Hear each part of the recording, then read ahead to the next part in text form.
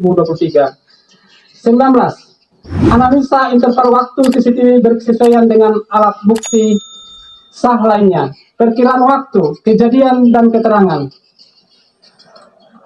Pukul 14.46 menunjukkan saudara Ferdi Sambo tiba di kediaman Saguling dan menuju lift untuk naik ke lantai 2. Bersesuaian dengan keterangan saksi dari Miftahul Haq, saksi Prayogi, saksi Ajar Romer di bawah sumpah di muka persidangan pada tanggal 8 November sampai dengan halaman 22 pukul 16.26 menunjukkan saudara Ferdi Sambo turun ke lantai 1 untuk menghadiri undangan badminton di Sawangan. Bersesuaian dengan keterangan saksi Prayogi Iktara, saksi Ajar Romer, dan saksi Farhan Sadila di bawah sumpah di muka persidangan tanggal 8 November 2022.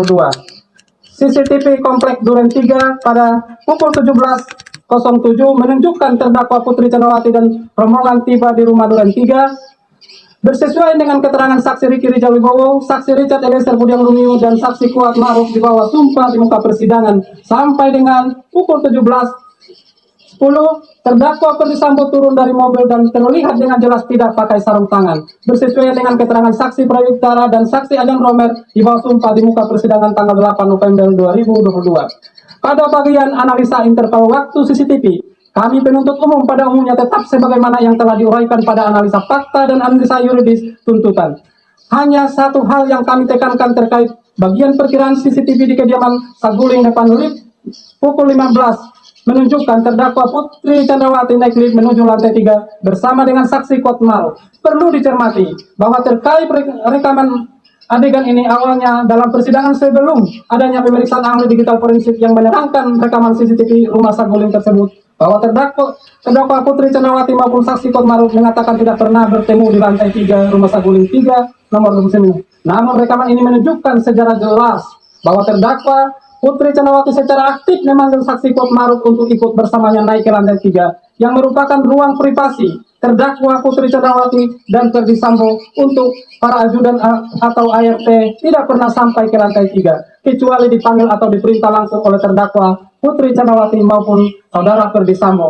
Hal ini bersesuaian sampai dengan halaman 584 bahwa dalam tuntutan penuntut umum terdakwa Putri Candrawati dinyatakan telah terbukti secara sah dan meyakinkan melakukan tindak pidana pembunuhan berencana secara bersama-sama dengan dakwaan primer melanggar pasal 340 KUHP junto pasal 55 ayat 1 ke 1 KUHP. Tanggapan penasihat hukum mengenai sekalipun tim penasihat hukum berpendapat terdakwa tidak terbukti secara sah dan meyakinkan, namun apabila majelis hakim berpendapat lain, kami perlu menyampaikan hal-hal yang meringankan yang sepatutnya diperhatikan dan dipertimbangkan oleh majelis hakim yang terhormat dalam memutus perkara pidana aku.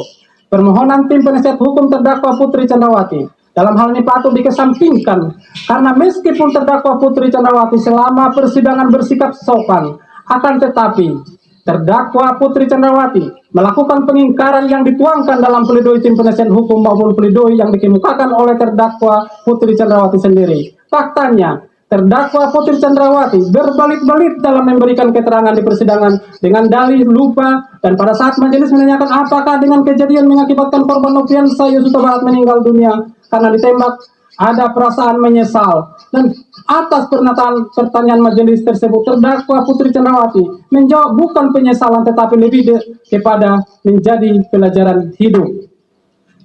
Bahwa oleh karena semua dalil tim penasihat hukum terdakwa Putri Candrawati tidak berdasarkan hukum dan tidak terbukti, maka kami penuntut umum memohon kepada Ketua Majelis Hakim yang memeriksa dan mengadili perkara atas nama terdakwa Putri Candrawati agar mengesampingkan dalil-dalil yang dikemukakan dalam pledoinya dan menyatakan terdakwa Putri Candrawati terbukti secara sah dan meyakinkan melakukan tindak pidana pembunuhan berencana secara bersama-sama sebagaimana dakwaan primer melanggar pasal 340 KUHP junto pasal 55 ayat 1 ke 1 KUHP, bahwa terhadap hal-hal lain yang termuat dalam pledoi penasihat hukum yang belum terbantahkan dalam replik penuntut umum ini, maka penuntut umum menyatakan tanggapan tim penasihat hukum dalam pledoi telah terbantahkan dalam replik ini yang merupakan satu kesatuan dengan surat tuntutan penuntut umum yang telah dibacakan pada hari Rabu tanggal 18 Januari 2023. Selanjutnya, Kami serahkan sepenuhnya kepada majelis hakim yang menyidangkan perkara ini. Semoga Tuhan Yang Maha Esa